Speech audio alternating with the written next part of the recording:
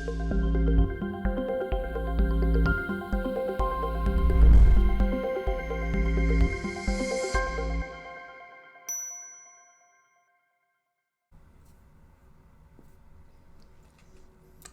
guys, I want to welcome you back to another video today here with the Hive. A lot of progress has been made in multiple different spots, and I'm going to go over everything that's been done since, I think it's been about a week now that I've worked on this, and a lot has changed. I'm not even kidding with what's changed. A lot of advances have been made with the ability to do a few things, namely the door. This is the new size of the door. I managed to make this. I'm not happy that it's a flying machine, but I am at the same time. There's a little issue with it, but it's still fixable. It'll just take a little bit more redstone. So this is the original door we had here, and this thing is just way too massive. And not only that, it's extremely big when it comes to having to, yeah, I mean, we already messed up the door, and, yeah, that's not going to go over too well.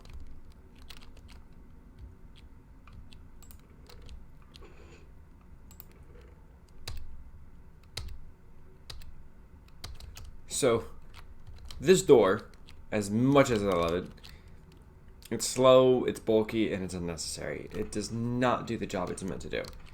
And I love it, but sequence doors are really slow, and they're manual, and they require you to do something when you really just want to be able to press a button. So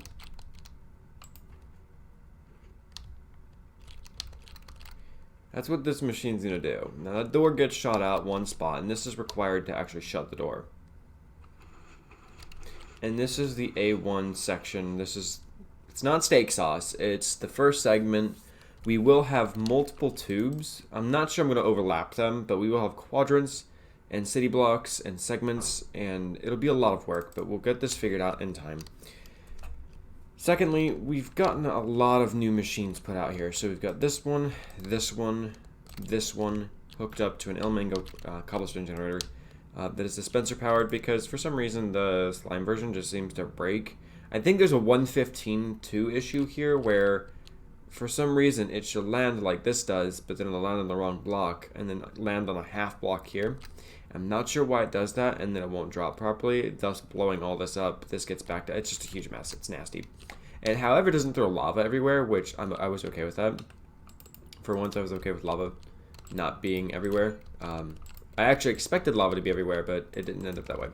So this machine runs basically off a repeater clock that's every 15 seconds. It is perfectly timed. El Mango built this very expertly. That runs 4 cobblestone generators that run right when the TNT would be dropped, which everything is timed perfectly. This is a 4-second clock, and I believe this is a little bit less than a second. So the fact that they got these 2 circuits paired, the timing on that alone is insane.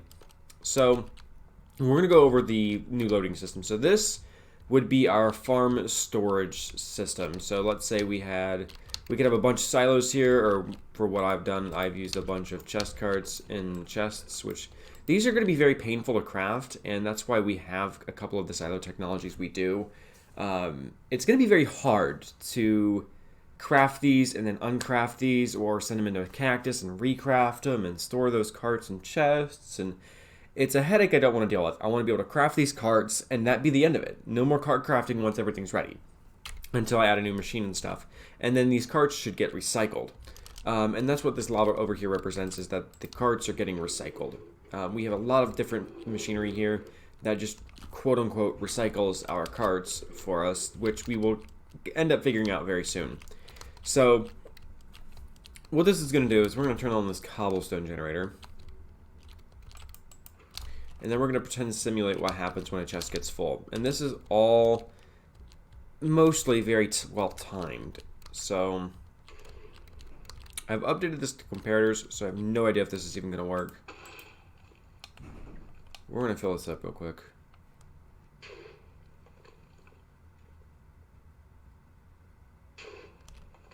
Again, not sure this is going to work. Aha, it does. And that's going to send a new card in, which is going to stop it. There's no way to prevent it from doing this. I don't know why. I can't get the carts to perfectly align against the wall, which is very aggravating to me. I really want them to, but they won't.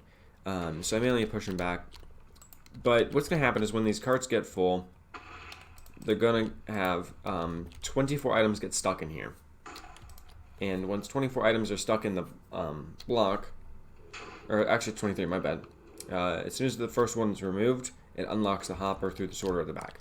So this is good for any farm. If I want to use any farm, melons and pumpkins, ice, literally anything that I could blow up from that and put it into a stream, literally it can be sorted and stored in here. So this goes for concrete.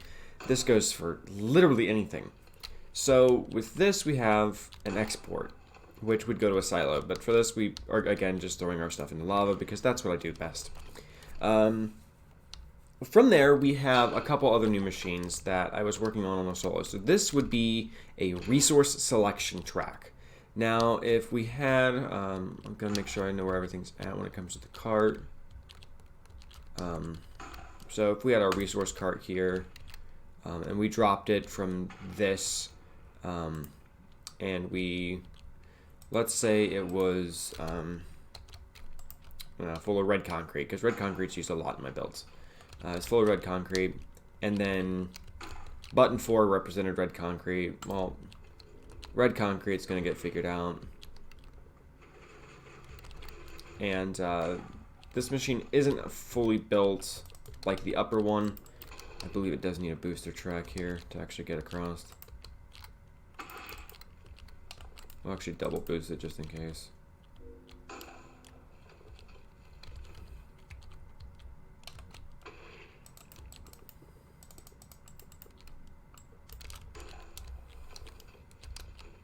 And then we'll try this again.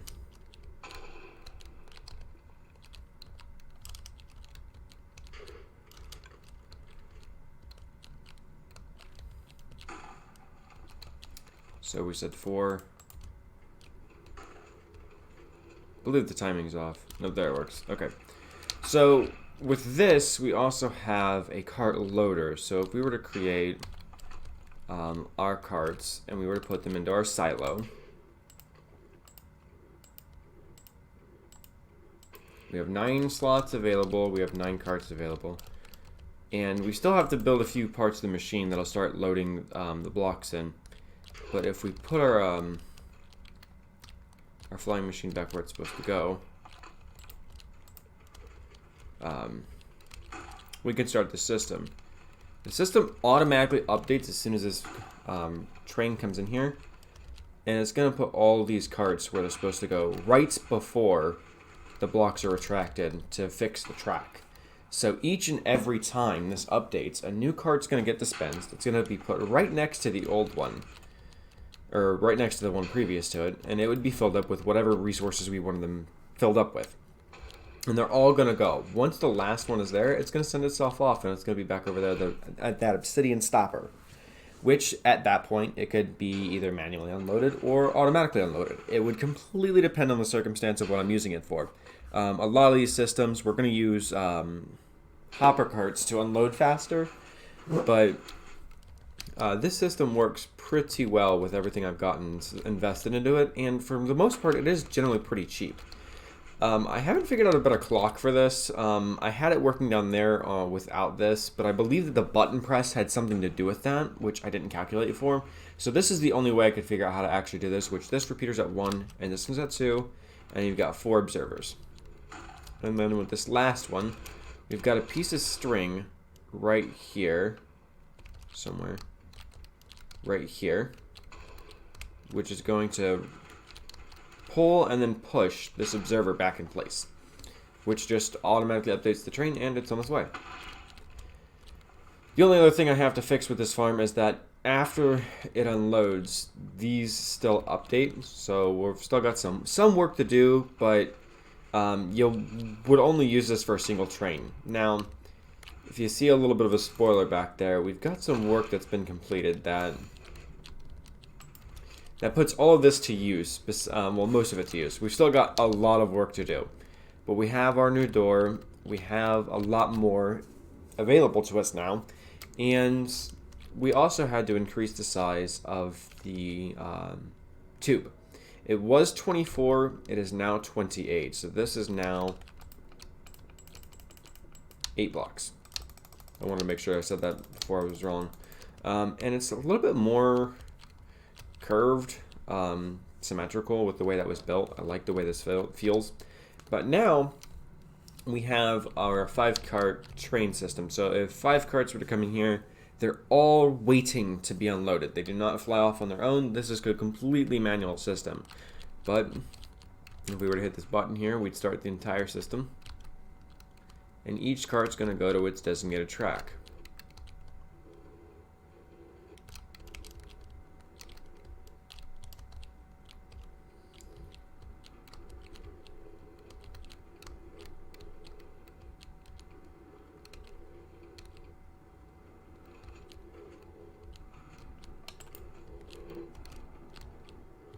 Oops, we messed that one up just a little bit.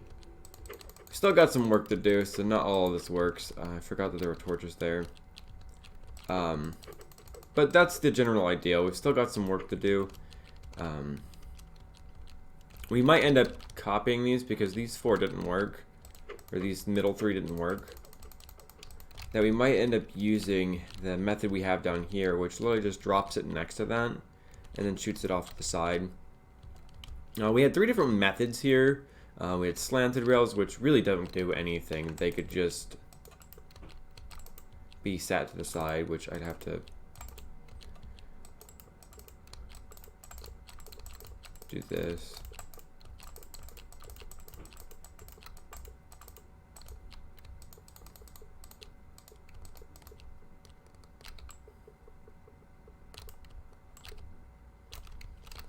And that seems to be the easiest way to do this, but this means that everything here is 4 wide, and it's really difficult right now to get any extra additional wiring under here, because if we take it up to the one that we have above here, minus the fact that I just broke that rail, we have a lot more room up here, but we don't have a whole lot more room. We're looking at a 4 wide area, and this limits us on a couple of things. So we do have new ice tracks designed here, and I'm thinking we're going to keep the 4 right here, 2 going this way and 2 going that way, and then having an actual boat track right here, and allowing people to just zoom through the tunnel, as well as we should still have room to put the elytra stuff in the middle, which I still think boats are faster. I'm not 100% sure. But boats are definitely cheaper. You just need 5 planks rather than gunpowder and paper and a farm to manage it, on top of having an elytra. So boat tracks probably will be used here for speed purposes.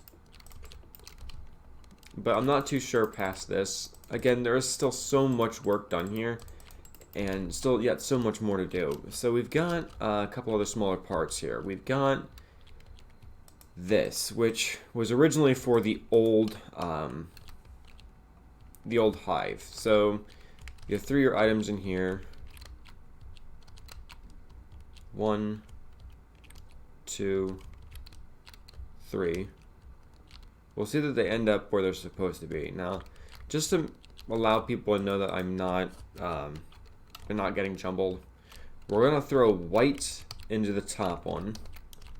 We're gonna throw light gray into the middle one, and gray to the bottom one. And they're going to line up exactly where they're supposed to go. Now, what we've managed to do with this, if we've taken it over here, and we have a system that goes into the old door, and we'll actually put them back up and around the redstone into the right place. So we pull up that menu again, and we were to throw the white concrete in here, the light gray concrete in here, and then the gray concrete in here. If we were to go over here, wait, the white, the light gray, and the gray will all end up where they're supposed to be. Now, I'm not sure I'm going to really use these ice tracks much. There are a couple issues with this. The first being that if they get sent to an out-of-bounds area that isn't loaded, the entities will just literally pile up for an unforeseeable amount of time. They'll just unload outside the chunk. And what this leads to is that in a previous kelp farm design, it creates a lot of lag for the next 3 to 5 minutes, depending on how long the items have been unloaded and other things taken into effect. It leads to a lot of FPS issues and a slight server-side lag issue.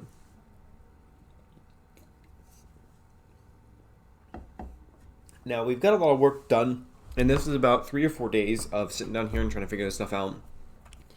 And I'm really proud of all the stuff I've accomplished so far, but there is still so much more to do. I want to add a couple things to a potential to-do list for this, and I want to be able to select which train track I want to take resources from. Let's say that from this stack of what should have been a bunch of cards, turns out to be a lot of nothing.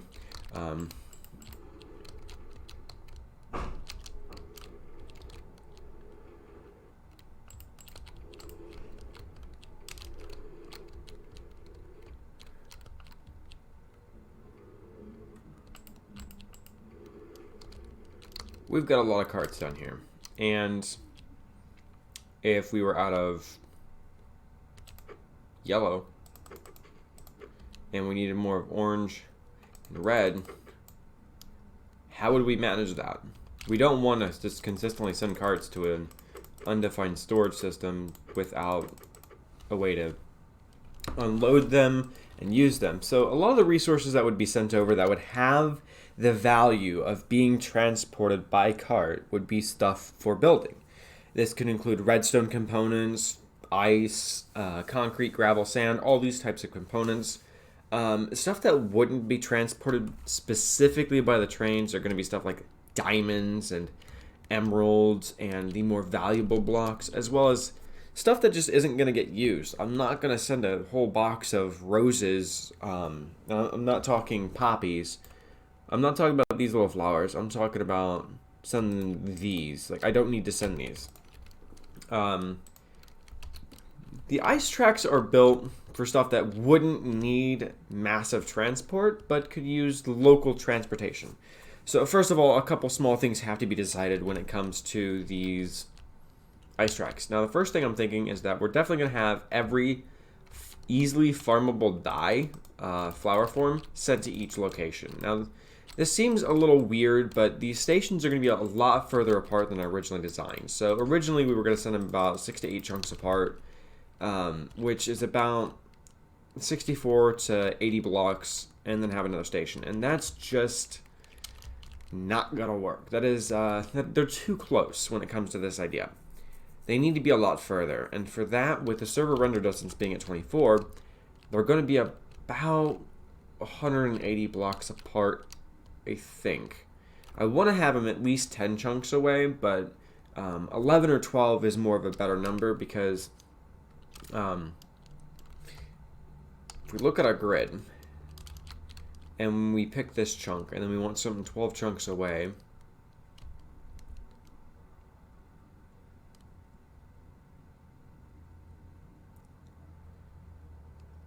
we're looking at something over here.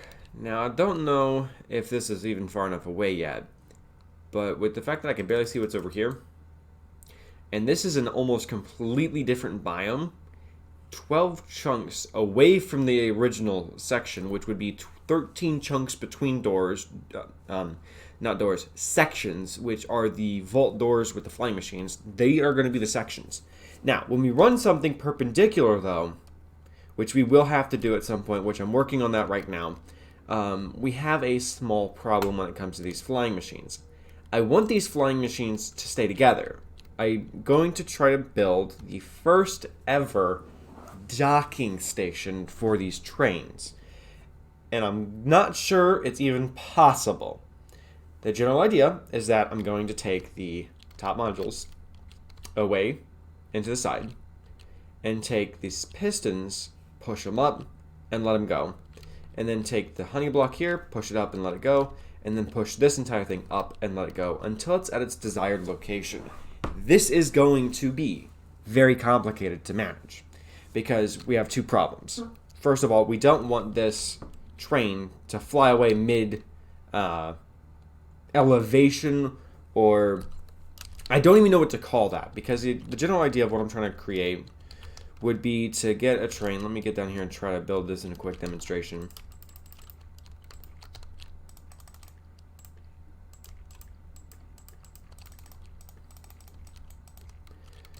we've got our little train here. I'm not going to be totally accurate with everything else.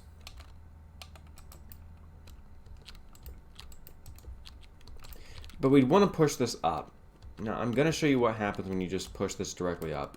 And it's at a stop right now.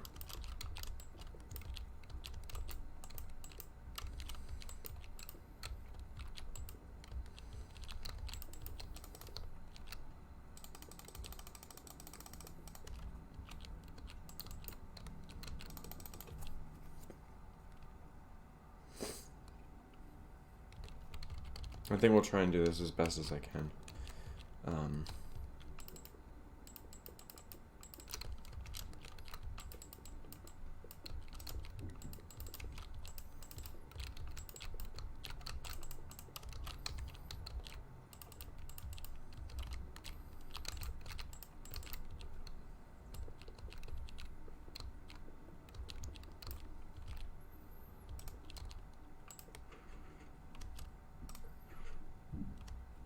It's going to separate.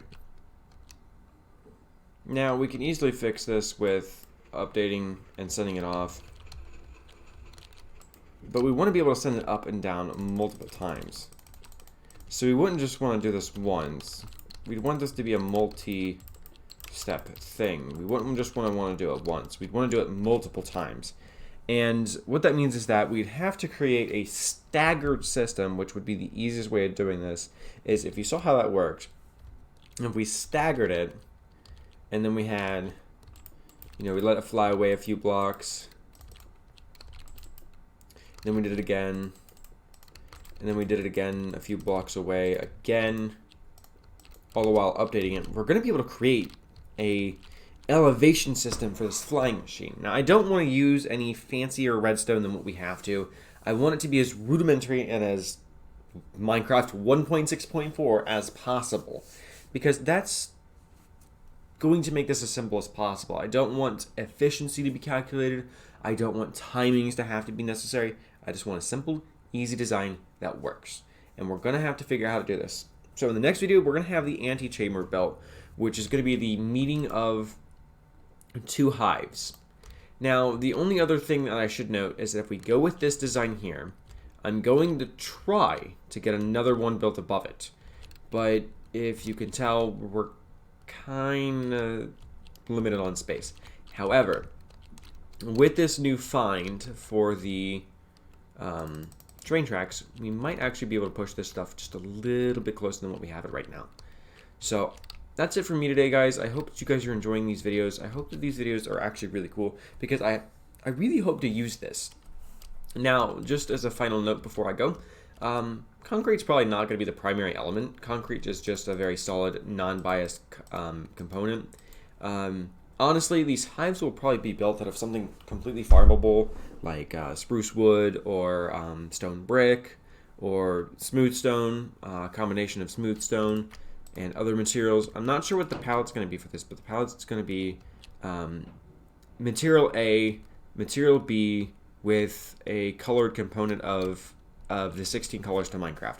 Because with this door, like I said, we've got some work to do on it. But this is going to be how we handle the segmentation, I guess, of the sections. Now, what this means is that we're basically building a modular base, a 12 by 12, or well, technically a 13 by 13 by 13 by 13 chunk base per city. And I just don't know if that's far enough away. So we might have a city every other quadrant. Again, all of this stuff is unknown. So thank you guys so much for watching the videos, and I will see you guys in the next one.